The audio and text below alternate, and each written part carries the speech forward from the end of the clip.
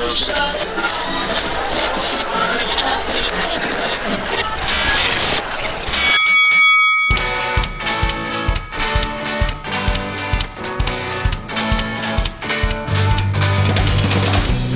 Thursday, December 5th, 2013. I'm Jimmy Principe. I'm Sydney Foster. And I'm Trey Comstock. Put in your final orders because this is Tech's Last Call, episode 53. Your last call for Tech News of the Week tonight. Jimmy speculates on Bitcoin to buy e-ink. Sydney issues warrants for stealing electricity. And I agree to muscle car heresy. But we start tonight with Apple taking over the world. Okay. So starting sometime around December 18th, 700 million additional people will have access to the iPhone. What, the country of India? Oh, it's even more interesting than that. Yes, Apple's Chinese nightmare is finally over. They have inked a deal with the world's largest telco, China Mobile, to bring the iPhone to that network. The rollout seems to be timed to go along with announcements regarding China Mobile's new LTE network. This is truly a numbers game. Given the sheer size of the network, 700 million subscribers. That's ridiculous. Research firm Trefis, analysts think that Apple could potentially sell 1.5 million a month, or roughly 20 million additional iPhones a year, constituting a 17% jump in iPhone sales year to year. Oh, now, man. Okay, fanboys rejoice over fuzzy numbers passed as facts. Either way, this is certainly Rampant a relief. Speculation passed as facts. Well, look, they could sell 1.5 million, so roughly 2% or 1.5% of China Mobile subscribers will pick up an iPhone in the next month. Maybe, or not. Who knows? But if you project that over 5 years, 10%. Whatever. It's big numbers. So this is a relief for Apple, who has struggled particularly with their Chinese problem. They've had an issue gaining market share in the Chinese market. So, do we actually think that this could help Apple claw back market share from Android in this key smartphone battleground? Bet they're really glad they have a gold iPhone now. Yeah. Because that kind of thing gold products sell huge in China. You don't think they weren't thinking about that? Maybe that's where all the gold iPhones are going. Because you still have, up until... They're hard to get in the United They're still States. hard to get in the U.S., month and a half after launch, whatever it was, while after launch. Mm-hmm. And yet they're still having, they're also still having problems making these things. This is my iPad mini with Retina display. The new shiny. Yeah. But, so maybe all the gold iPhones have just been shifted to China in preparation for the launch on China Mobile. But, Jimmy, do you think this will make a difference in regards to the battle against Android in China? Well, of course it'll make a difference because you can't even be a part of a battle if you're not, on the carrier. On the world's largest carrier. But at the end of the day, I think that's a non-argument that is passed off as an argument. Apple is the sole manufacturer of iOS devices. Yes. And so, therefore, any iOS device that is sold is straight money in Apple's pockets. Yes. Whereas Android devices are made by ZTE, Huawei, Samsung, Motorola, LG. Sort of. Presumably. Well, LG makes the Nexus stuff, so sure. Right, and so there's just a litany of different Android manufacturer. HTC, that one. That's one too. Had to cheat. The Iron Man one. The Iron Man one. Robert Downey Jr. But there's just all these different manufacturers that make Android cell phones. And so I don't think that that's a real comparison that is valid. Because people are like, Android has a majority market share, so people should be developing for Android first, right? No, they don't. They develop for iOS first. Well, also, no version of Android has the market share. Right. And true. So I think part of the... I'm part of the 1%. Right, the 1% that has the current operating system. Yes. Within a week, 25% of iPhone users had the current operating system. Right, and it's a massive problem. It's a massive problem, and I still think that's part of what the issue is with developers. Is you're trying to hit a moving target in two ways. One, you don't necessarily know what code people are going to be using. Two, you have to hit so many different hardware variants that you are essentially running into the Windows problem. Right? Right. But in phone apps, we don't have the expectation where we're going to look at system requirements, and we know what our RAM and our processor speed is in our version of the operating system, and so we look at all those things. You just want and it to work. You just want it to work. And Apple has that. If it's available, if you can buy it on the App Store, it runs on your device. Full stop, the end. They support a device for 2 years, maybe 3 if you're lucky, and that's it. And for a phone, that makes a lot of sense. For a tablet, I think that's a little iffier, but they don't ask me. But either way, you know, for 2 years, you're going to be run everything they make.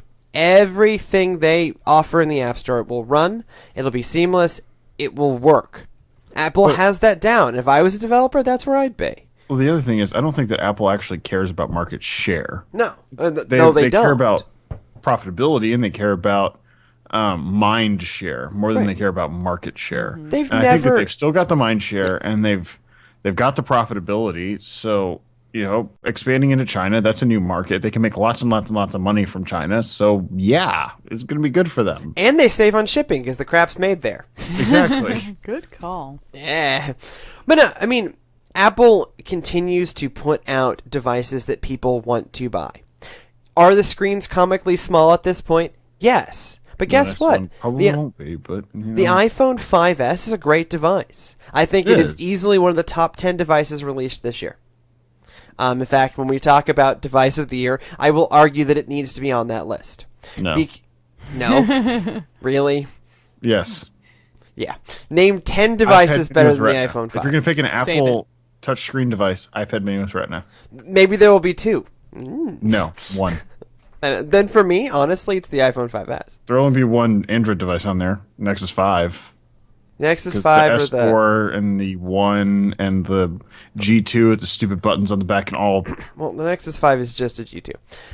Moto without X stupid could be buttons part of on the... back. Moto X could be part of the conversation, too. Oh, that's true. But Whatever. either way, to That me, it is conversation- certainly one of the top devices released this year.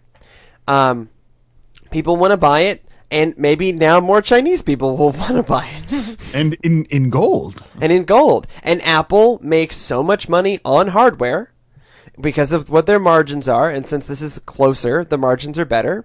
Hey, I'll take it. But I think that people are going to get caught up in this nonsense of, well, you know, but they're going to win back market share, and that's what they really care. No, that's not what Apple cares about. They've been in second place for years now. And they don't care. And yet they're still the world's most valuable corporation by market capitalization. And so who cares? So who cares? Clearly they don't. Because they're not, or they would have Neither do released, investors. or the iPhone 5C would have actually been a low-cost device. If they actually gave a crap about market share specifically and not profitability and mind share, they would have diluted their brand and, I think, shot themselves in the foot. I think part of what Apple does is they play it smart and they don't water that down. Their laptop still costs $1,000. Still do. And you know what? Every college student, I sit on college campuses, every stupid college student has a stupid Apple product, and I'm one of them.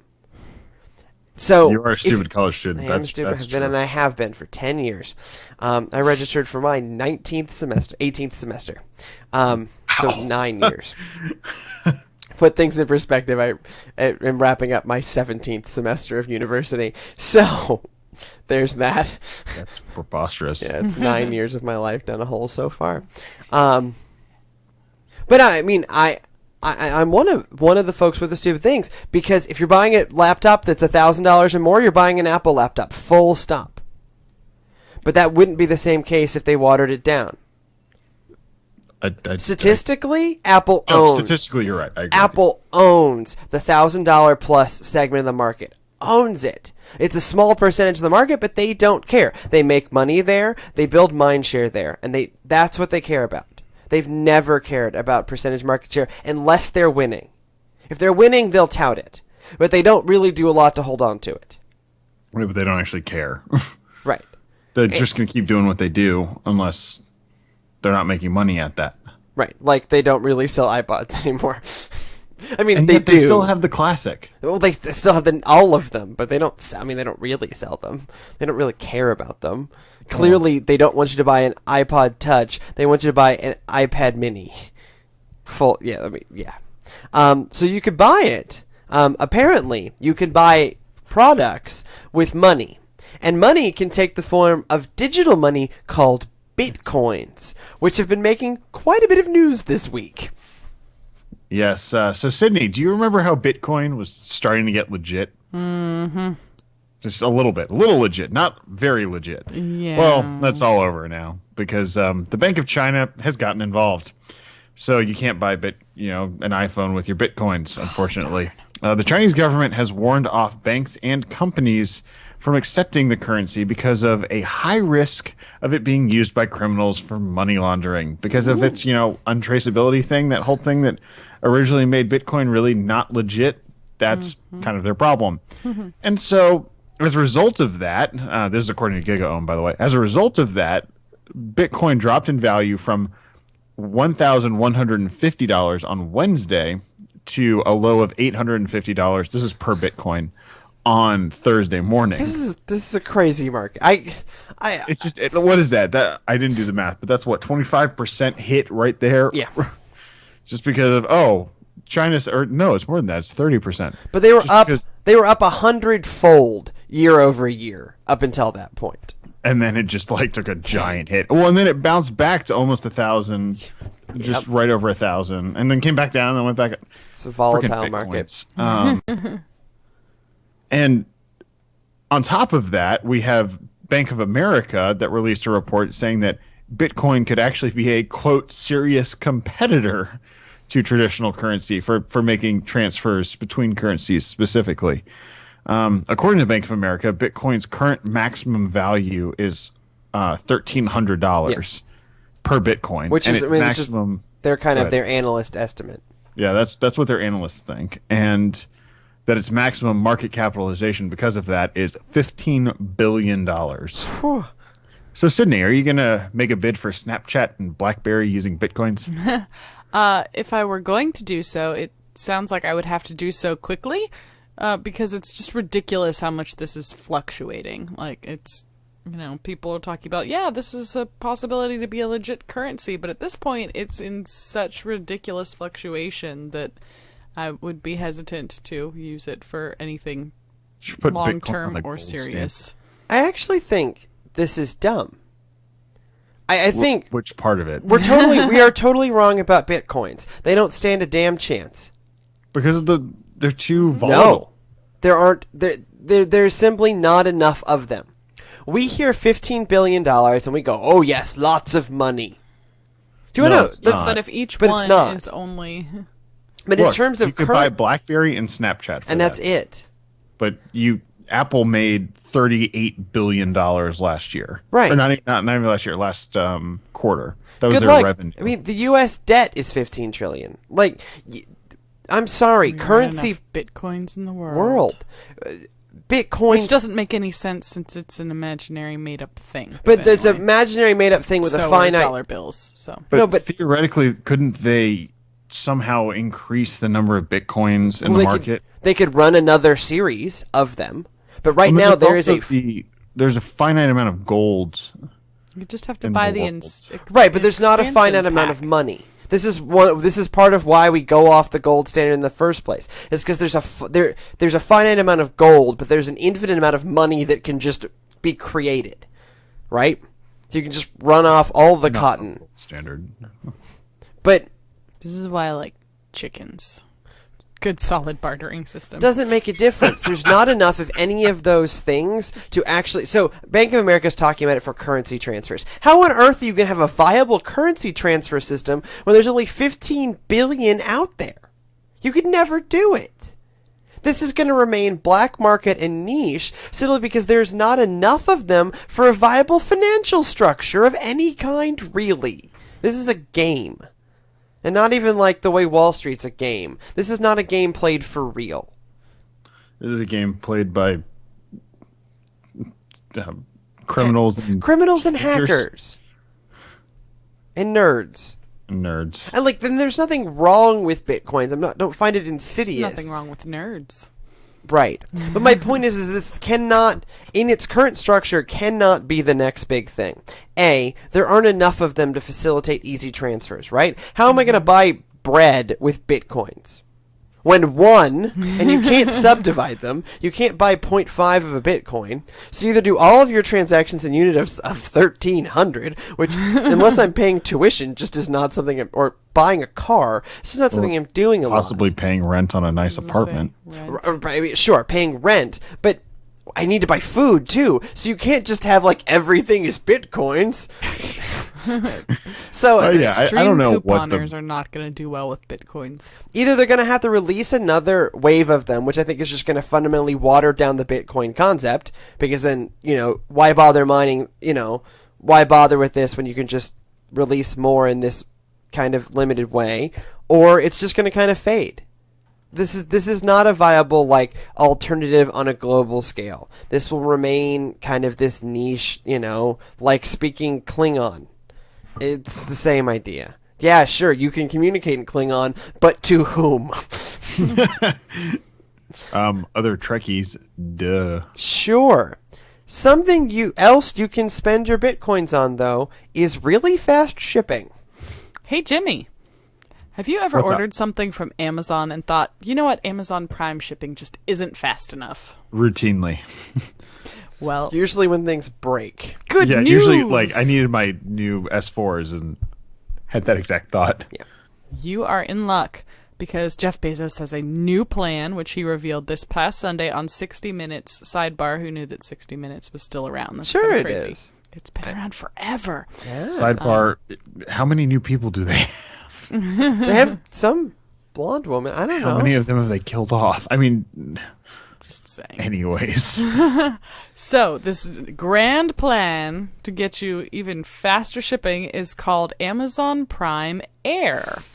And it involves your orders Is this getting Apple to you. product? Yes. No, it's not. Don't get. Just because they use the word air doesn't mean it's an Apple product.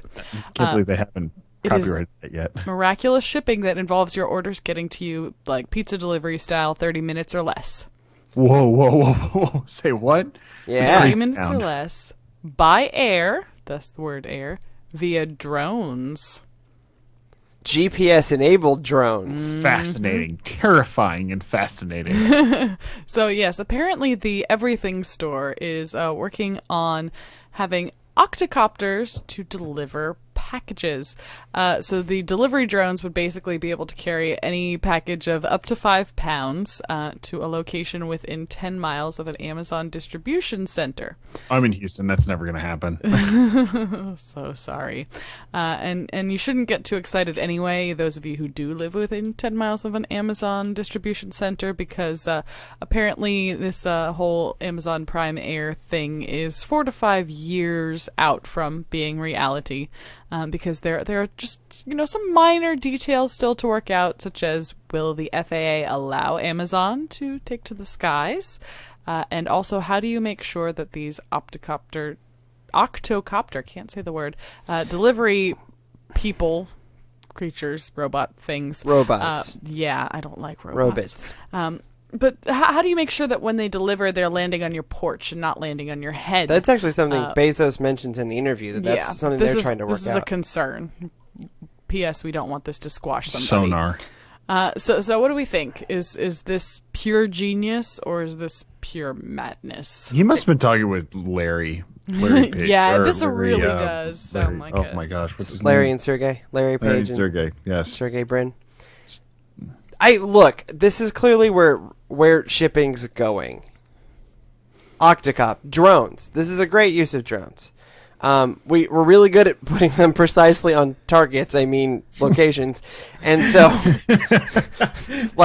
this is just military trickle down, man.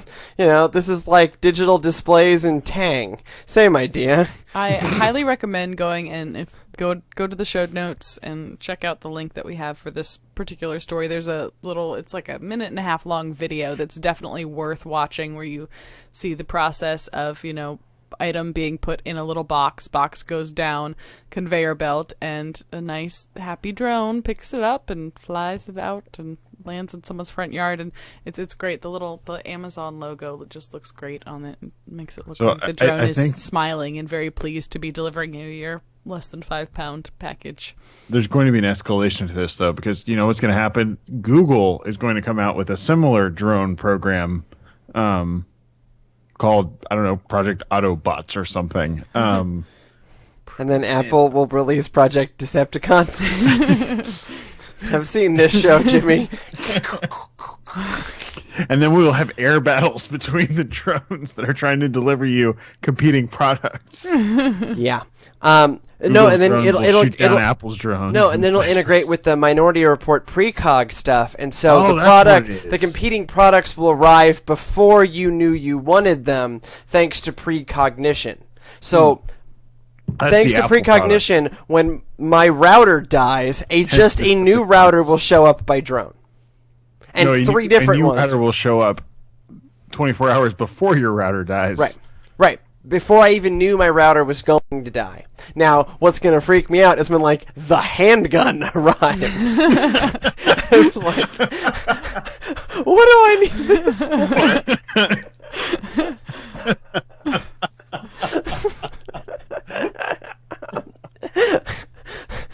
So, on that note, we should probably get off of this topic and talk about something slightly more safe, like overhearing conversations rather than shooting people. Oh, yes. In Texas, that could result in people being shot. Indeed. So, from robots, one of my very favorite topics, to one of my other very favorite topics, social media.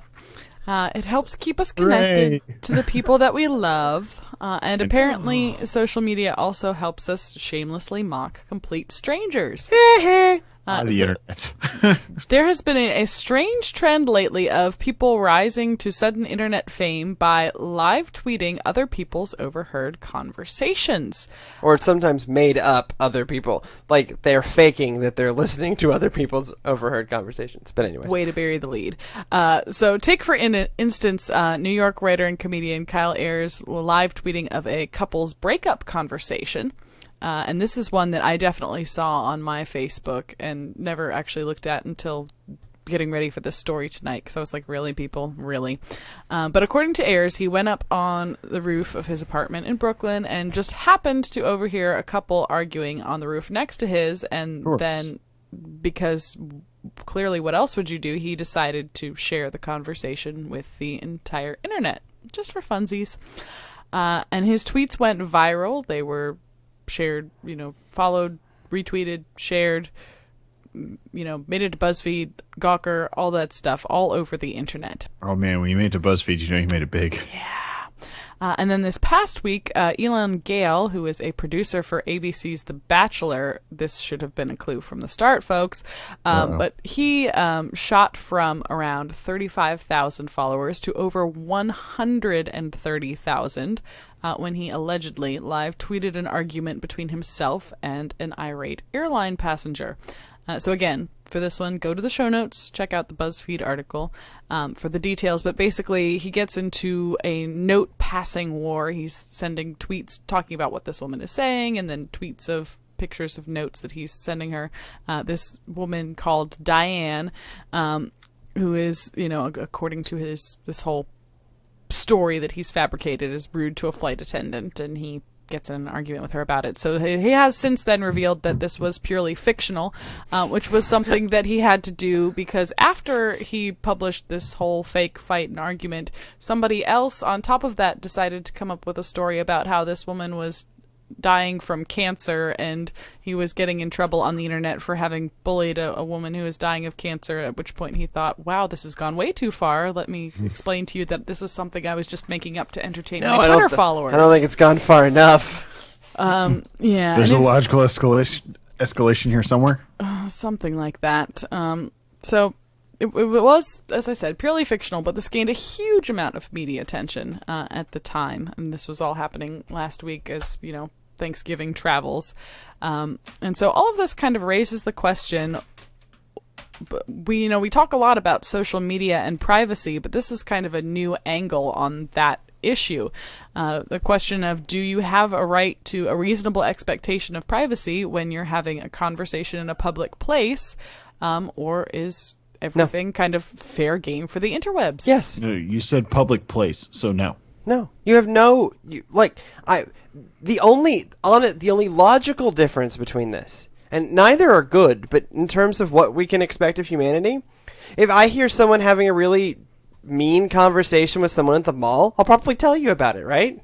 Like, it's this really big idiot who was being really rude or whatever. Like, I'm going to talk about it. Or someone making a scene at like an Apple store, right. or Black Friday or whatever, right? Like, I'm gonna talk to my friends about it, and so if I am a person who is starving for attention, I'm gonna then try to make that go as far as I possibly can. And now it can just go infinitely far. So no, I don't think we can expect this to go anywhere. I think this is going to continue. I think it's not good, but it is just an aspect of human nature that the internet enables. The internet didn't cause us to start talking behind people's backs about the mean things they do in public. It's now just given a platform to it. Yes, it's rude, and you shouldn't do it. But that's not going to stop people. Remotely. Well, and I think that it's the big key there is that public place. Like, it's not like you're sneaking into someone's house and That's next. Oh yeah, well that's the I'm paparazzi. tweeting live from the living room. Paparazzi, man, they're gonna do it. But it's the same thing. Like when you're in public, you don't have a reasonable expectation of privacy from photography, Or or CCTV or whatever. or anything. Like, people can capture your image without your consent because you're in public. Yeah. And you might not be happy about it, and they can't technically make money off of you by it without your permission. But define how do you make money? Can making yourself more prominent to then lead to other things? Like, how do you define actually physically selling something Right. that has your likeness on it? Right, which they without your can't do. permission. Which they can't do. Or I guess in this case, it would be physically selling a printout of a Twitter conversation. Nope. No. Nope. No, not even that. I don't know what the analog to this is, but it's terrible. Don't do it. But you have no expectation of privacy.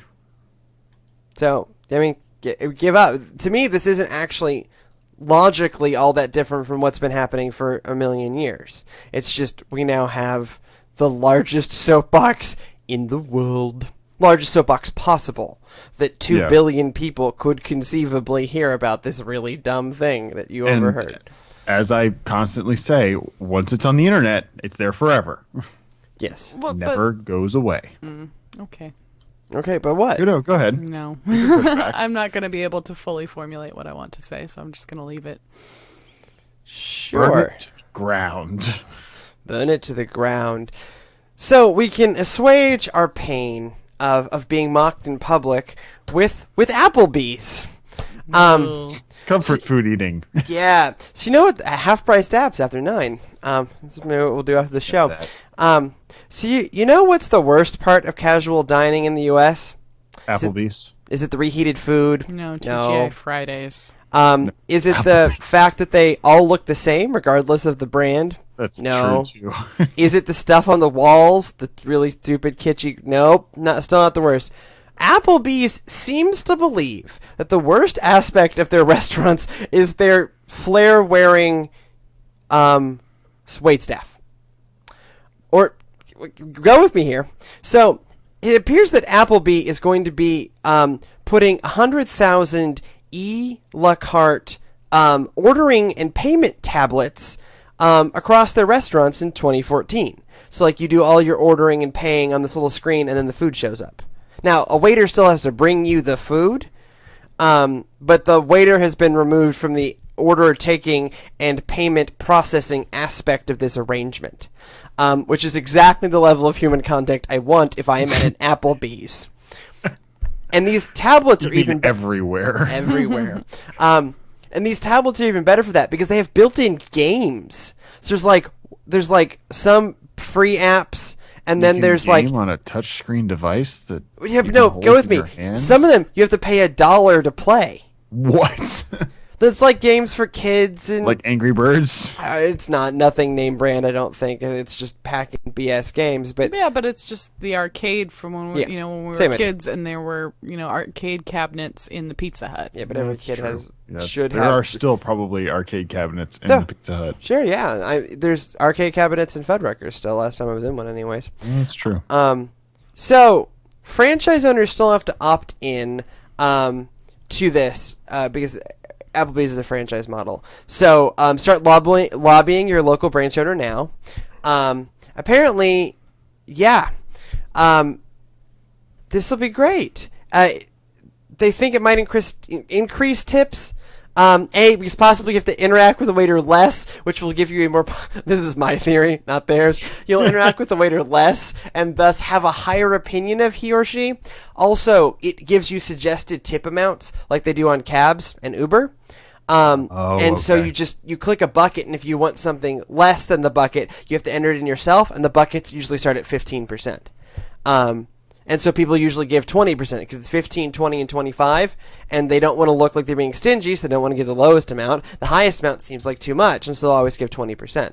So they think it'll Which increase is more tips. than most people probably give now. Right, which is the point. They actually think this will increase tips.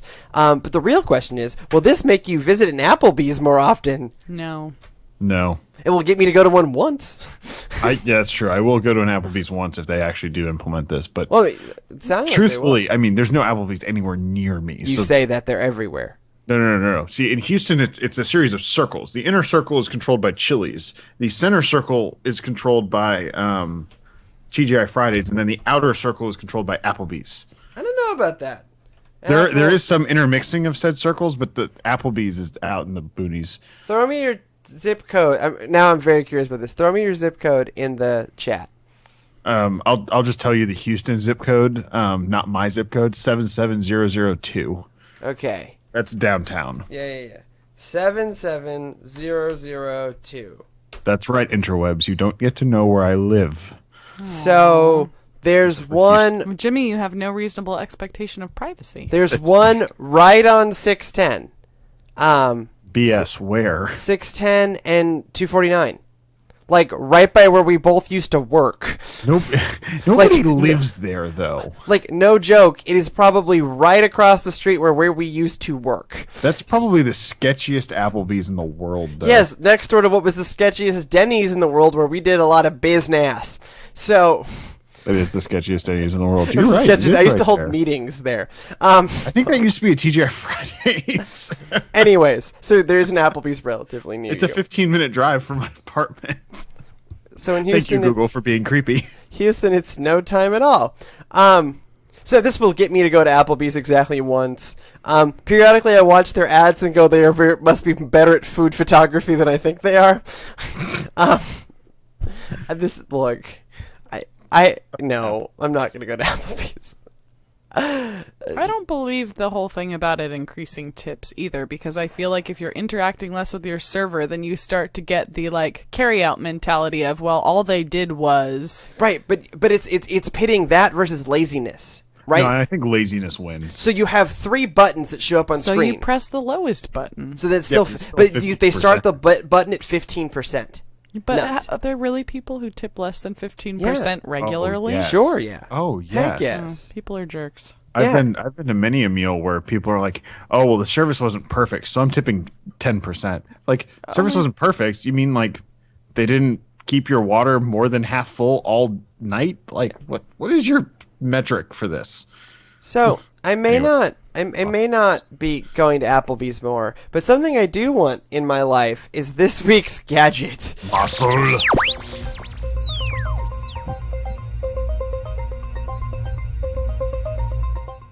I should have mixed in the sound of a revving engine or something. Oh, that would have been awesome.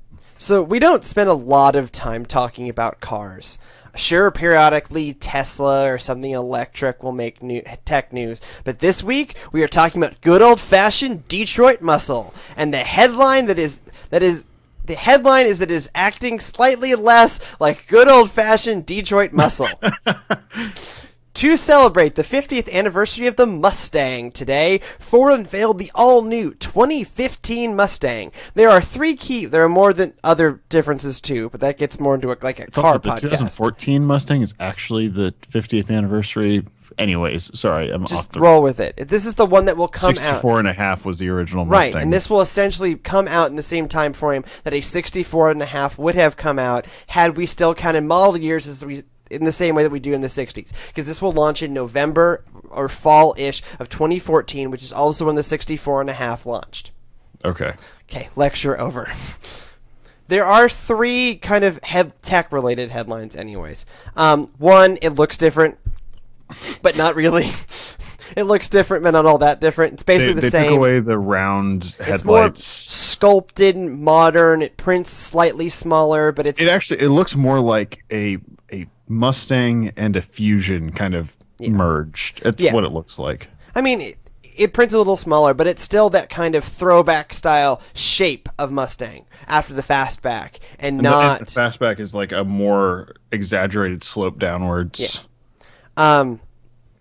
Excuse me. The second thing. They're actually going to sell this one worldwide and in right-hand drive. So we can go to England and Australia and other places as well.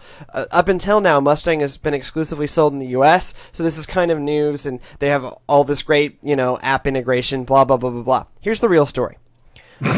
For the first time since 1980, there will be a 4-cylinder engine in a Mustang.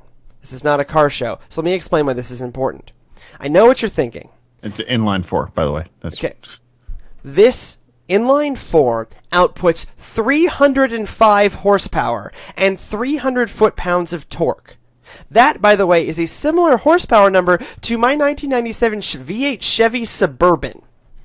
Not the torque number's different, but the horsepower number's the same. Well, it's also a similar number to the they pointed out to the V6. The V6 Mustang. The base V6 Mustang gets the similar thing. This is a version of Ford's EcoBoost architecture that uses a twin-scroll turbocharger to up the horsepower while keeping the fuel economy and eliminating what's called turbo lag. Or you press the pedal, you wait, the turbos spin up, and then it goes. My Escort was a perfect example of that. Yeah. With a twin-scroll turbo, you can, since you have two different scrolls that spin up at different rates, you have a better chance of actually... Low speed and a high speed. Low speed and high speed, and you have a better chance of actually getting Ryan the power when you want Cooley has an excellent video on this on CNET. CNET on cars, yeah. CNET on cars. So, like Jimmy just said, the inline 4 actually produces more horsepower than the base V6. If you must be more American about this, there is also a 5-liter V8 available. Which is the one that we all love, and really the one you should get. No, I argue, at this point, since the car is now also lighter, just get the inline 4. Oh, the inline 4 will be plenty good. So, and the fuel economy and that. But I gotta ask, do the performance numbers justify the muscle car sacrilege? Yes. Yeah, okay. I mean, because really at the end of the day, so the muscle cars are just a fascinating piece of American history. Uh-huh. In that it was just put a giant engine in a small car. In a small what car. What was then a small car? And by giant engine, I mean like the 5-liter V8 made 5 or 6 liter in the case of the Hemi. The 427 Hemi is a 6-liter engine. Right, made like 250 horsepower. It was a perfect example of Americans putting giant engines into cars and getting no power out of them. Well, and this because the Boss, what is it? The Boss 30. Oh, what is this stupid number? 302. 302. Or the 358. The 302 when it came out in 1968 or 1969. Uh-huh. Like, that was ridiculous that you could get 302 horsepower out of an engine. Yeah. The thing was huge, and it had like the extra. Oh, what's the stupid thing called? What does it do? It's the vent on the top to bring more air. An air scoop. You can call it a cowl. You can call it an air scoop. You can call it a cold air intake. What do you know? I was thinking of air scoop. That was a air word. Scoop. But anyways, so it's amusing that now it's this inline 4 that does this, but whatever. I think it'd be interesting if they did a flat 6. Yeah. Just do this and maybe put it the back out over the rear wheels. Yeah, kind of actually, kind of center it in between the front wheels and the rear wheels. Yeah. Well, but speaking of that, they're now for the first time in Mustang history doing independent rear suspension. Yeah, and So it's not. Look, I say you get the four they cylinder. upgraded the interior as well. Yeah. Better trim. Better trim, but you get the 4-cylinder. You have a rear suspension that'll function. You have a front suspension that's got an upgrade. This is not as Jeremy Clarkson would say, is like from a horse and buggy. Horse and buggy. It's called a live rear axle, which is essentially kart technology. Not like kart racing, like kart do like a cart, like made out of wood, like made out of wood and pulled by a beast of burden, or actually also known as a Morgan. Yeah. Okay. Also made out of a car made out of wood. So this is. You can make the argument that this is not really a muscle car, but you got to remember that the 64 wasn't necessarily a muscle car either. Not a muscle car. That's really the 70s. Not like a Boss or a Judge or any of the or that turbojet thing we saw. Yeah. In the middle of nowhere, Tennessee. Right. So this is a little different than I think this is going back to what the Mustang really started as, rather than kind of what it became. I love this idea. This fascinates me. I also think the real question is how long until they put that engine in a Fiesta. No, that's got to be the next Fiesta ST. Like, oh my God! Think of the Fiesta ST, the next Focus ST, and the Focus ST. You put that engine. The Fiesta has a smaller. It's a 1.6 liter. It's a smaller engine than the Ford. The Focus. The Focus is a 2 liter. But you put that engine in the Focus. Well, the thing will launch into orbit. That will be the hot Ford to buy. Forget the 5-liter Mustang. And also, those front wheels will not know what to do at all. This is a 2.3 liter. You put that in you put that in the Focus ST, and then you put the 2 liter in the Fiesta. Yeah, then there's a 2-liter EcoBoost too that's coming, or is out already. I don't remember which. It is out already. Yeah. It's in the Focus ST. It's in the Focus, and it's in the Edge, whatever that stupid crossover is. The Edge. Yeah, it's in that too. So Sydney, is this a car you're interested in? Sure. It has better fuel economy. It's better fuel economy. Yeah, but we all know how much I care about going fast. So something you might actually care about is our other story in Gadget. So E-Ink is doing something a little different for once. Yeah, so it seems that this Gadget segment is everything that was old is now new again, because there's new E-Ink. E-Ink announced today a new display technology called Fina. Really catchy name, that. It's stupid. Where did that... What? Okay. Coming after Pearl. Pearl was the last one. So Athena is apparently half the weight and half the thickness of a TFT display, which I think is what's in the Kindle Paperwhite and the Touch Glow Light. So that's pretty significant. The first device to actually feature this display technology is made by a company called Pocketbook, which has developed a 13.3-inch tablet, touchscreen tablet, for construction sites. So right up my alley. It would be designed to display AutoCAD drawings specifically. So the consumer application is approximately 0. But for me, it's exactly what I was thinking of when I saw this thing. Well, it reminds me of that Sony thing that we saw in April, where it was a 13.3-inch landscape for textbooks and a stylus that could be applied in the same way. So it looks like I'm not the only one in the industry that thinks that that's a good idea. But pricing and availability is just non-existent. It's going to be expensive. It's not. It'll be it'll probably be $500 just because they can. And people will buy it because they can. They'll buy it because it's kind of awesome. It's kind of awesome. It'll display AutoCAD drawings, unlike the iPad solution, which is really janky and doesn't really work. But there is actually going to be some consumer application of this, of course, because there are companies that still make e-readers, like, Amazon. There have been rumors that Amazon is going to be updating the Kindle with a 300 ppi glass screen. So instead of the plastic that they have now. So it'll shatter. Yeah, well, hopefully it's not the stupid glass that they put on the next Someone who damaged my Kindle screen very shortly after getting it. Well, and hopefully Yeah. it doesn't scratch, because that was the problem with the glow light screen. That's a problem with all. I mean, I think they're probably scratch resistant, but then it's going to shatter.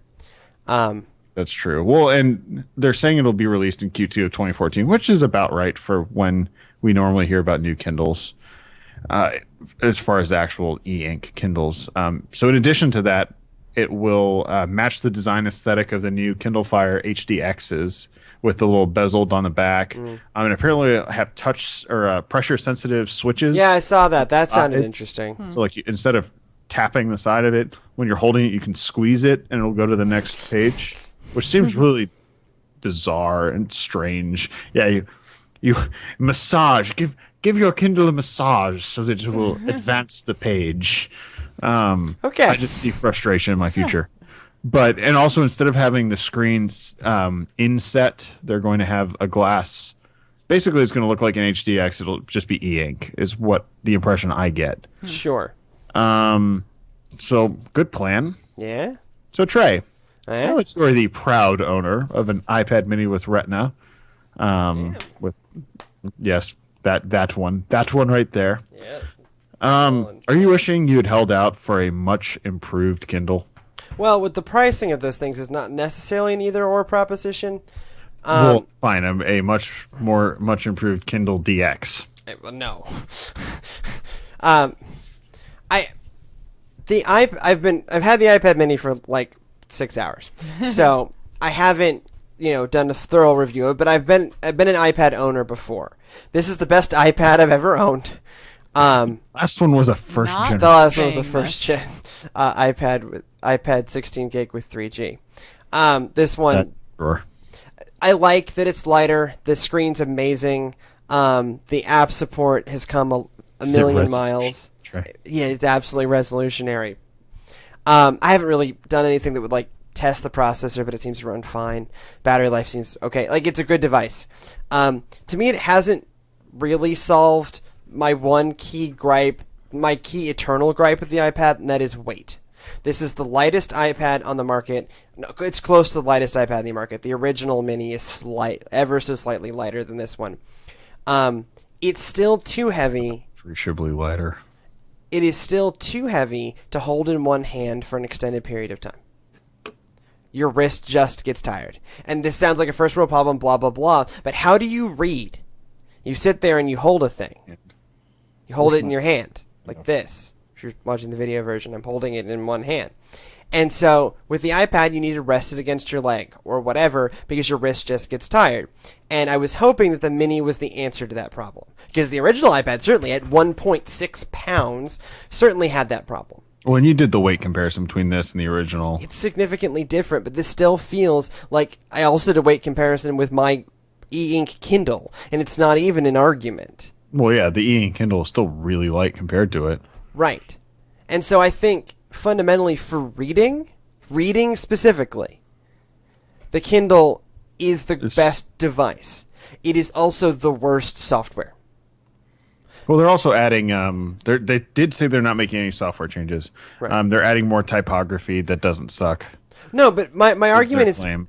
like I don't necessarily read for fun. I read professionally. There's just a lot of text I need to move through, a lot of which is in PDF form. Amazon's PDF integration is shameful and always has been. So for me, in terms of hardware, I'd rather read on a Kindle. But one of the reasons I'm switching to an iPad is because I can read and annotate PDFs in a way that is sane, which you cannot do without a lot of jiggery pokery on a Kindle. And that's, yeah.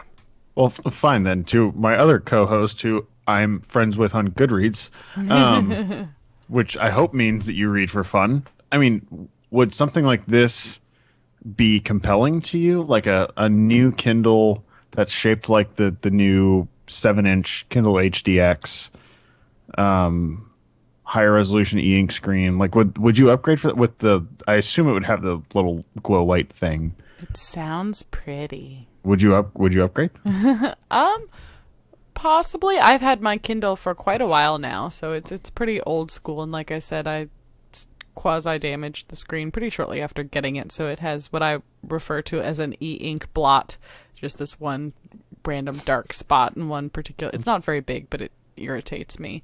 So I could definitely see upgrading to something else. Now, I personally, when I'm reading, whether it's Kindle, whatever, I hold it in two hands all the time. So I'm not sure if the weight thing would be. Well, I hold my Nook with one hand. Because But that's it's got the how buttons. you hold a book when you read a book. So it just doesn't seem weird to me. But as far as, having a portable device, lighter is always better. So I can definitely. Unless it sacrifices battery life, then it's not better. True. Right, but the Kindle doesn't. That's the beauty of e-ink. That's the beauty of e-ink. I'm ready for color e-ink. Is anyone else ready for color e-ink? Sure, I'm ready for color but e-ink. I want it. Yeah, but it's literally only going to be good for two things. Games. Textbooks. No, not. How is it going to be good for games? Makes them prettier. No, but But e-ink is not a good technology. e-ink's for a that, bad probably. technology for games. It has the whole point of e-ink is 0 refresh rate. So you couldn't play actual games on it. You can play I have word, lots of games on my Kindle. yeah, like word search and that kind of thing. But I don't think that's going to be just I a think that's groundbreaking exactly what she platform. means. I'm sorry. Some of us are 75 years old. No, but You But do your word that's searches, still- your that doesn't- Sudoku, and your... that doesn't really enable And I new love it. gameplay potential. It just makes the games look slightly better. Yeah. comic which is book. It's comics and magazines, and that's it. I So think there are two good reasons. yeah, you say that. Right now with where the cost is, I don't think it doesn't justify it, or it'd be out on the market. Or magazines. It exists. No, yeah, I mean, it's called Mirasol. It's a real thing. If you're going to CES, which we're not, but if you are, you will probably see Mirasol there. I mean, it exists. It's just the cost isn't there because it's a further narrowing of the market, right? So black and white e-ink is so darn cheap, they can keep, not making a whole lot of money on these devices. Doesn't matter. An $80 Kindle. It's not an $80, $50 Kindle, doesn't matter. But when you're going to pay $200 to read comics and read magazines? No, and I guess that's true because people that read comics most of them actually want the physical comics. Want the physical comic, or there's already all this great integration with, full color tablets that can also do video and 1,000 other things. Right. When we're talking about $80 to $120, it kind of makes sense that you can have this standalone device, whatever. It's not that much money. But when you're like that 200 to 250 margin, this is 400. It's 7. It's the Nexus 7's in the 200 range, 330. and it can do 100 other things, like real games. Like Sudoku? Like Sudoku. Whatever. So I think until they can get it to that $120 price point, you're not going to see it. Because why would you have it if it's not that price? It makes no sense at anything more than that price. But maybe if it does come out, it will appear in next year's edition of our Geeks Anonymous. Last night, Darth Vader came down from planet Vulcan and Was, without doubt, the worst episode ever. I think we should call it your grave. curse your sudden but inevitable betrayal. So, Jimmy, Yahoo did something interesting with their top search terms of the year this year. Yeah, so every year since 2001, Yahoo has provided a list of the top search terms of the year. It's their 2000 whatever year in review. So how does Marissa Meyer make it interesting again, you might ask? Have Katie Couric read it because she hired her last week? Actually, no, that's not the answer. But you're on the right track. The answer is Anchorman. Does That's he have right. salon quality hair and read the news? No. Have salon quality hair and run down the list of top search terms. That's right. Ron Burgundy and the team run down the top search terms, that's really hard to say, of the year and claim such ludicrous things as the royal baby having the, quote, power to heal the sick just by looking at them. Yes, and there is a demonstration of twerking. There is a which is it's kind of sad, really. and somewhat disturbing, really. Yeah. One would imagine. They talk about politics. Yeah, it's fascinating. Yeah. And also kind of run through Yahoo and Yetis and something. Yes. It's really funny. It's only about 2 minutes long. You should go watch it. It'll be in the show notes. But this is all part of this huge marketing push that Anchorman 2 is having before the release later this month. So really the question is, do we think this is brilliant or really just rather odd? I think it's brilliant on Marissa Meyer's part. I think they are putting Will Ferrell out there a little too much. He is selling Dodges. Yodges, excuse me. He is selling Yodges. But I feel like everywhere I look, Will Ferrell is hawking a product as Ron Burgundy.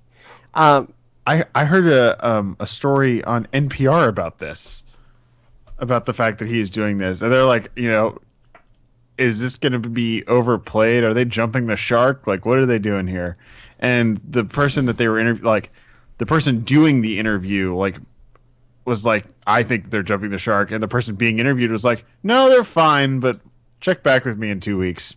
Well, right, because there's some interview with him and Peyton Manning on ESPN, which is also really funny. I think some of this is just, it gets made up for because Will Ferrell is just really funny. And Anchorman, every single movie that Will Ferrell has been in basically since Anchorman, he's trying to recapture the magic that is Ron Burgundy, and he can't because he's not Ron Burgundy. I'm Ron Burgundy? I'm Ron Burgundy. Think of Who how puts a question terrible mark at the this teleprompter? is going to look if the movie ends up being awful. What do you mean if? The movie is going to be awful. Well, let's be completely serious. Anchorman was awful. No. But the wrong kind of awful. But it was brilliantly awful. The street fight scene in Anchorman. Oh yeah, that scene is one of the best. Some of the funny. The rest of the movie, take it or leave it, right? But just the street fight scene. Arsonist has oddly shaped feet. Yeah, I have a whole prep routine based on Ron Burgundy, but no, it's just that scene. I seldom have I laughed so hard in a movie. The level of referential humor in that is just hysterical, and the awesome cameos, and yeah, the number of cameos in that are really what make it for me. Ben Stiller as the Telemundo guy, and then PBS as dressed as beatniks, and it's amazing. Something else that is slightly less amazing is this week's Last Call.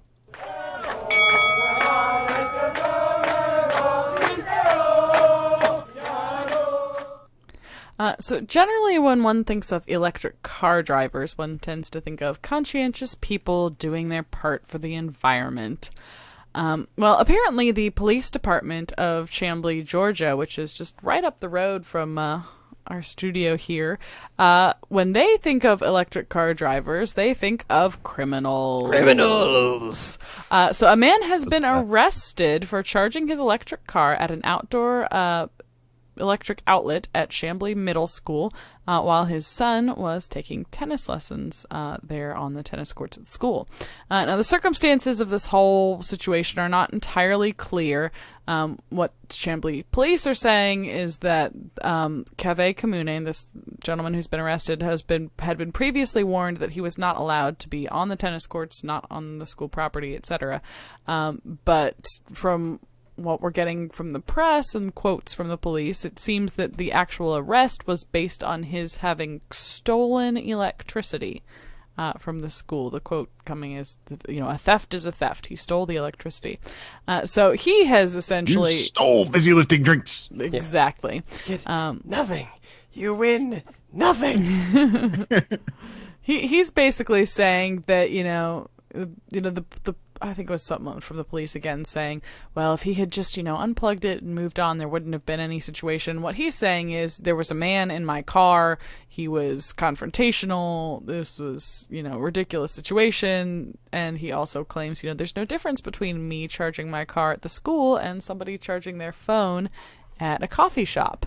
It's the same factor thing. And it was something like 20 cents worth of electricity. Well, and I don't know where that math is coming from, because I've got a nickel. This is one of those, again, it sounds like this is something that he'd done previously. He said he was charging the car for 20 minutes. Anyway, we don't have as many details as I feel like we need. But basically, this whole case sounds kind of nuts. I think this is one for Judge Judy and not for the real courts. I guess as we move into the electrified future of cars, we will be, like at the airport trying to find a way to charge our phone. We are going to do anything we possibly can to charge our cars. And at some point, I think it's just going to annoy the crap out of people. So, hey, don't buy a Leaf, buy a Volt. You get all the joys of electrification, and then when you run out of electricity, you just keep have going. gas. And on that note, it's okay. I'm going to say it. In Texas, they will just shoot you. Yeah, that's true. So on that note, very pleasant, it is time to end. Thank you so much Where's for my drone delivered handgun? Yeah. Thank you very much for joining us on this week's Text Last Call. If you have any feedback for us, podcast at textlastcall.com, facebook.com/textlastcall, pinterest.com/textlastcall, or at textlastcall on the Twitters. However you find us, we'll be seeing you on the interwebs.